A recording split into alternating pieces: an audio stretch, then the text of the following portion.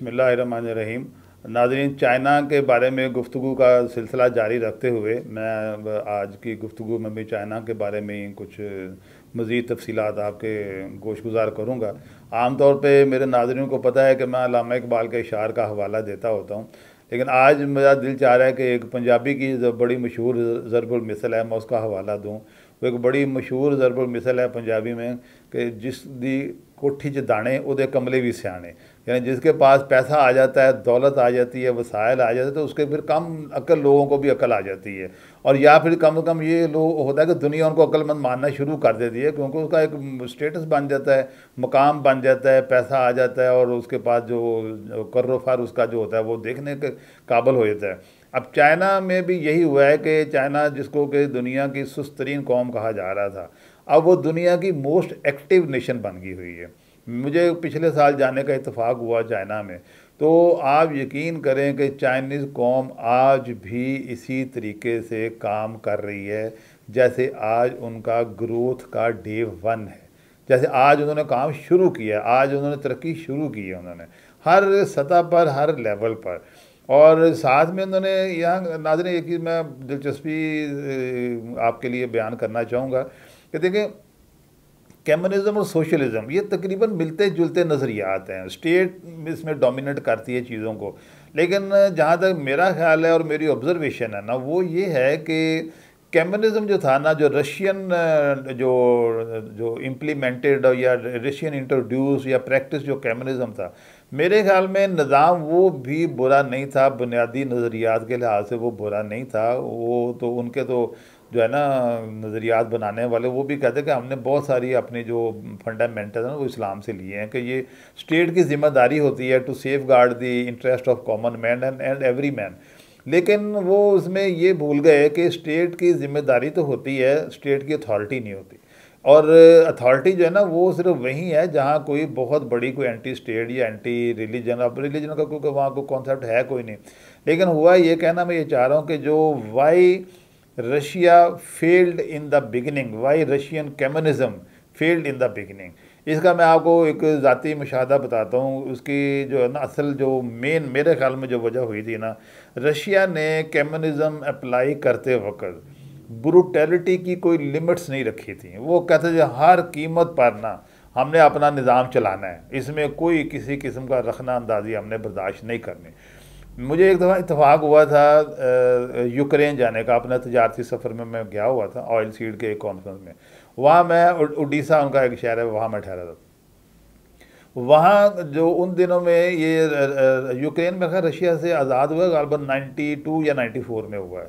तो मैं जब गया था तो कुछ 2-4 साल ही हुए थे उनको आज़ाद हुए थे, तो वो रिसेंट पास्ट की वो बातें करते थे।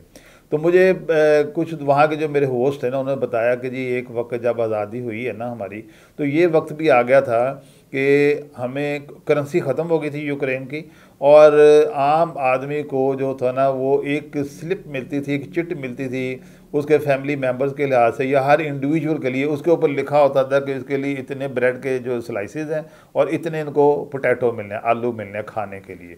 करेंसी ख़त्म हो गई थी, या जो जो भी जिसको कोटा अलॉट होगा ना उसकी पर्ची मिलती थी म्यूनसिपैलिटी की तरफ से या गवर्नमेंट की तरफ से। अच्छा, मैंने उनको पूछा, मैंने कहा यार ये बताएं कि अब जब आप इतने तंग हो गए, इतना फाइनेंशियल क्रंच आपके पास आ गया, तो क्या उस वक्त आप लोगों ने रशियन रजीम को याद नहीं किया? तो उन्होंने कहा जी नहीं, हमने बिल्कुल याद नहीं किया। तो फिर उन्हीं में से मुझे एक ने बताया, और ये ऑन रिकॉर्ड भी है, आप नेट पे भी चेक कर सकते हैं। ये गालबन 1932 या 35 के इर्द गिर्द का वाक़या है कि यूक्रेन जो है ना ये आज भी दुनिया की ज़रख़ेज़ तरीन मट्टी जो है ना, दुनिया की ज़रख़ेज़ तरीन बिला किसी मुबालगा के, वो यूक्रेन की है। मैंने खुद देखी जाकर, ब्लैक सॉइल है उनकी और इतनी फर्टाइल है, इतनी फर्टाइल है, वी कैन नॉट इमेजिन। तो ये क्योंकि ये तो ज़ाहिर कुदरती बात है ना, कुदरती ख़जाना है उनके पास। तो जब ये रशिया के साथ रशिया के अंडर कंट्रोल भी था ना, उस वक़्त भी इसको यूरोप का ब्रेड बास्केट ऑफ यूरोप इसको कहा जाता था। मैक्सिमम जो ग्रेन थे ना, गल्ला अनाज यहाँ से पैदा होते थे और पोर्ट पे सारे ना तकसीम बिकते थे बाकी सारी इलाकों में। अब वहाँ जो थे ना, जब रशियन ये जो कम्युनिज्म जब इम्प्लीमेंट हुआ ना, तो अब इन्होंने वहाँ के जो ज़िम्मेदार थे, वो ज़िम्मेदार जो होता है वो एक आज़ाद मनुष्य, एक फितरत होती है इंसान की ना, वो क्योंकि वो सारा कुछ ही खुद करता है, हाथ से बीज डालता है। उन दिनों में हाथ से वो हल चलाते थे, जानवरों से वो हल चलाते थे, ट्रैक्टर वगैरह हो गए थे, लेकिन वहाँ इतने आम नहीं थे। तो जब पहली दफ़ा उन्होंने कहा ना जी, इन्होंने जो कम्युनिज़्म निज़ाम ने, कि काश्तकारी ये करेंगे और गंदम जो होगी अनाज सारा स्टेट ले जाएगी और स्टेट बांटेगी अपनी मर्ज़ी से, किसी को कोई एक बोरी भी रखने की इजाज़त नहीं होगी गंदम की या जो भी फल। इस चीज़ को फिर वहाँ के जो थे ना फार्मर, उन्होंने रेजिस्ट किया, रिवोल्ट किया, दे डिडंट एक्सेप्टेड। वो उनका सदियों से उनका एक अपना ही रूटीन था, हर की अपनी अपनी होल्डिंग के मुताबिक उनके वसाइल थे, उनके जो तरीक़ाकार था वो करते होते थे, अपना बीज था, अपने जो भी उनका ज़रिया ला थे, जिस भी नोयत के थे, उन्होंने ये चीज़ एक्सेप्ट ना की। और उन्होंने ये भी उनको जो था ना, they underestimated the expected brutality which was conducted by the state of USSR of that time. तो मुझे वहाँ यूक्रेनियन मेरे जो हो, उन्होंने बताया जी कि यहाँ तक भी लोगों ने जुल्म देखा है कि शहर की सेंट्रल पार्क में उन्होंने सिर्फ इस गुस्से में कि फार्मरों ने जुलूस निकाला था हुकूमत के ख़िलाफ़, तो वो कहते जी कम्युनिज़्म और जुलूस निकला है हुकूमत के ख़िलाफ़, तो ये तो नाकाबिले बर्दाश्त है। उन्होंने उस शहर के जो थे ना नौजवान मर्द जो थे, उनको शहर के एक सेंट्रल पार्क में उनको बंद कर दिए और उसके इर्द गिर्द खारदार तार लगाई, सी थ्रू बाहर से नज़र आई है, और कुछ नहीं किया उनको सिर्फ अंदर बंद करके लॉक करके, बाहर से सबको नज़र आ रहा है, उनके जितने भी अजीज़ो कारब है सबको नज़र आ रहा है, और बाहर फ़ौज खड़ी कर दी, सिक्योरिटी जो थे ना वो खड़ी कर दी कि कोई बाहर नहीं जा सकता। और ये रिकॉर्ड पर है कि इंसानी हिस्ट्री में ह्यूमन कैनाबलिज्म उस वक़्त हुआ था।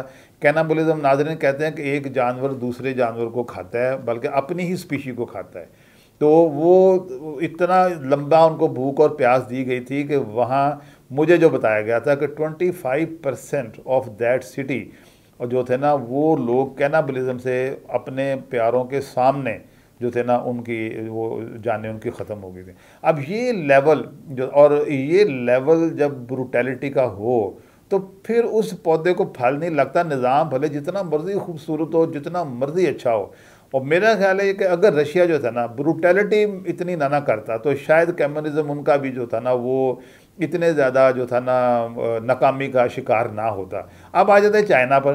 लेकिन चाइना के भी तकरीबन शुरू में वही नज़रियात है, लेकिन चाइना की लीडरशिप ने जो बहुत ज़्यादा की ना अक्लमंदी की बात, उन्होंने जो बदलते हुए हालात थे, जो दुनिया जिस डायरेक्शन में जा रही थी ना, उन्होंने अपने अवाम नास का ये भी ख्याल रखा कि ये अपने आप को ना एक हद से ज़्यादा डिप्राइव्ड फील ना करें। नो डाउट जितनी देर मौजे तुंग थे उस वक्त चाइना ने तरक्की तो नहीं की थी, लेकिन चाइना ने इतनी एक हारमोनी पैदा कर दी थी कि जो बेलचे से भी काम करता था ना, उसको ये भी नज़र आता था कि मौजे तुंग भी उनके साथ खड़ा होकर बेलचा चला रहा है। चूहन लाई आया तो वो भी उनके साथ बैठ के ना, तो सीमेंट गारे की जो बजरी की जो ढेरियाँ थी ना उसके ऊपर वो काम उनके साथ करता होता था। और उनकी जो लीडरशिप थी, उन्होंने मिसाल अपने अवाम के सामने पेश कर दी कि ये जो काम करना है ये कोई घटिया काम नहीं है। और यही जो हमारी सोसाइटी में मैं कहता हूँ सबसे बड़ा फुकदान इसी का है कि हमारे यहाँ काम करने वाले को, मैं बड़ी माजरत के साथ कहता हूँ, हमारा जो एग्रीकल्चर सेक्टर है इसमें इस चीज़ की इतनी कमी है, इतनी ज़्यादा इम्प्रूवमेंट की गुंजाइश है कि हमारे देहातों में काम करने वाले को, मैं अल्लाह से डर के ये बात कह रहा हूँ कि कमी कहा जाता है, बड़ी हकारत का लफ्ज़ इस्तेमाल किया जाता है। ये चीज़ चाइना में हमारे उलट है। तो चाइना का जो थे ना उनकी जो लीडरशिप थी, उन्होंने ना सिर्फ ये कि लोगों को काम करना उनके जो था ना उनकी इंस्टिंक्ट में शामिल कर दिया, बल्कि उनके साथ मिलके लोगों को नज़र आया कि अगर हम काम कर रहे हैं तो हमारी क़यादत भी काम कर रही है, जो है ना कोई डिस्क्रिमिनेशन नहीं है। लेकिन लेवल तो होते हैं, तबके तो हर जगह पे होते हैं, लेकिन उन्होंने ये ज़रूर किया कि उनका जो लोएस्ट भी तबका था ना वो डिप्राइव्ड क्लास नहीं थी। ये उनका मतलब कमाल था। मैं यहाँ हवाला देना चाहूँगा, आज से कोई मेरा ख्याल 7-8 साल पहले जो है ना एक चाइनीज़ प्रेसिडेंट गए थे अमेरिका में, तो वहाँ हर कौम जो है वो ख़ास तौर पर बड़ी कौमें जो होती हैं वो अपने जो होते हैं ना आदाद शुमार पेश करके दूसरे को मरूब तो करते हैं ना, तो इसमें बुराई भी कोई नहीं होती। तो जब अमेरिकन ने अपने बयान किया ना कि हमारा $इतने बिलियन का, मुझे याद पड़ता है if I am not wrong at that time American coated कि उनका ना 200 बिलियन डॉलर का ना जो है ना डिफेंस बजट है। तो जो चाइनीज़ थे ना वहाँ लीडर गए, उन्होंने कहा जी हमारा इतना जो है ना सिर्फ हमारा 3 महीने का ट्रेड सरप्लस है, यानी अब जब इम्पोर्ट एक्सपोर्ट करते हैं 3 महीने में इतना पैसा हम कमा लेते हैं। और फिर अगली बात जो चाइनीज़ जो लीडर गए थे ना, उन्होंने फिर जो बात की ना, उसके बाद वहाँ जो उनका जो कॉन्फ्रेंस हॉल था ना, उसमें कोई 1 मिनट का सन्नाटा छा गया था। उन्होंने कहा जी ये बातें छोड़ दें, एक तरफ डिफेंस छोड़ दें, सारी बातें छोड़ दें। हमारा दावा ये है कि इतनी थोड़ी देर में इतनी बड़ी तादाद में लोगों का, और तादाद उन्होंने कोट की थी जहाँ तक मुझे याद पड़ता है 50 करोड़, कि 50 करोड़ अवाम का इतने फ़र्क के साथ जो है ना पर कैपिटा इनकम दुनिया का कोई निज़ाम जो है ना वो नहीं इम्प्रूव कर सका, हमने कर दिया है। इसमें हमारे साथ को मुकाबला करके दिखाया, फिर उन्होंने चैलेंज किया, ना अभी तक किसी ने किया और ना कोई करके दिखाएगा हमें अगले 50 साल में। तो ये होती है जो एक जो असल में कौमी हमीयत और जो कौमी सोच है ना, और उसके ऊपर अब चाइनीज़ निज़ाम इस वक्त मेरी अपना मुशाहदा है वो इतना क्लोजली इन कांटेक्ट है अपने मैन्युफैक्चरिंग के साथ, अपने ट्रेडर के साथ, अपने पूरे बिज़नेस कम्युनिटी के साथ, कि वो कहते हैं जी काम करने वाले को, जिसने काम करना है, जेन्युइन काम करना है, उसके पीछे स्टेट ऐसे खड़ी है कि वाकई फील होता है कि स्टेट इनकी माँ है।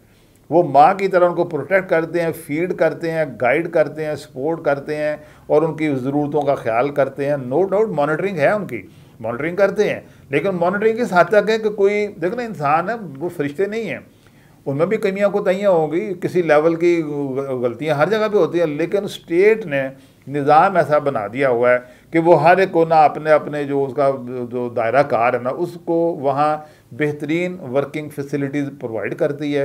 और वही नतीजा कि देखें अब चाइना इस वक्त जहाँ पहुँच गया हुआ है वो कोई मुहताज बयान नहीं है। और मेरा अपना ज़ाती ख्याल ये है कि चाइना की यही तरक्की की रफ्तार जो है ना ये जारी रहेगी। मेरा जो मुहतात तखमीना है ना, मेरे ख्याल में कोई बड़ा हादसा ना हो गया तो अगले 50 साल चाइना के। Thank you.